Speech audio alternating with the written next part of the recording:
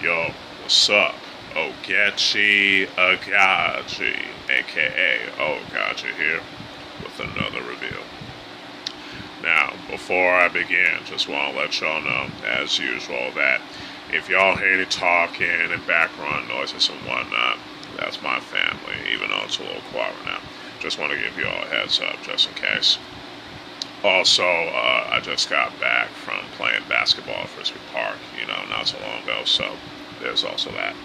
Anyway, with that out of the way, let's begin.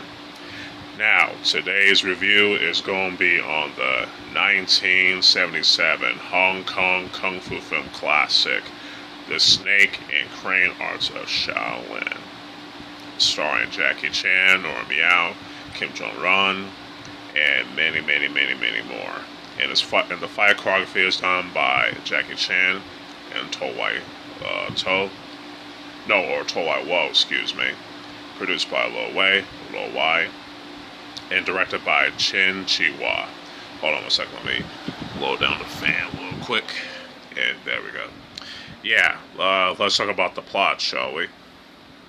The story revolves around 8 Shaolin masters who created this kung fu technique called the snake and crane arts, or the arts of the snake and crane. They put it in this book, but and they try to maintain peace within the martial arts world, but suddenly they disappeared, and it's up to a wandering kung fu fighter named Shu Fong to protect the book from anybody that tries to get it, which includes Chen, leader of the Black Dragon Gang. Will he succeed in protecting the secrets of the snake and crane arts of Shaolin, or will it fall into the wrong hands? Also, there are also people within the martial arts world that think that he's responsible for the disappearance of the 8 masters of Shaolin. That's the gist of the plot. I don't want to give too much away because, spoilers, you know what I'm saying? Anyways, the story, it's not too bad. It's actually pretty well written. It's a nice mix of kung fu and mystery, which is cool, you know what I'm saying? Now, the characters, there's a little bit too many of them, I would say. There's, what I'm saying, and not all of them are memorable except for, Su Yifeng, played by Jackie Chan, the character played by Nora Miao, as well as Kim Jong-un, what I'm saying, as well as Jin Kan as Mr. Chen, the leader of the Black Dragon Gang, as well as the 3 mysterious fighters, what I'm saying, and, especially when they have their fight with Jackie in the end. That's my only real complaint about the film, is that there's a little bit too much amount of characters, what I'm saying, and they don't get much to do, in my opinion, which is a bit of fault in the movie, what I'm saying. What else? But I will say the acting is pretty good for the most part, especially in the case of Jackie. Then again, this was at the time where Lo Wai was trying to turn Jackie Chan into the next Bruce Lee. This is before Jackie Chan found his footing into the action comedy, you know what I'm saying, which is pretty interesting.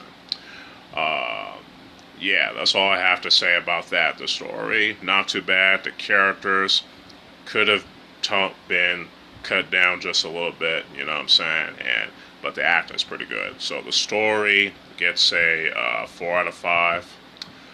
Characters, 3.5 out of 5.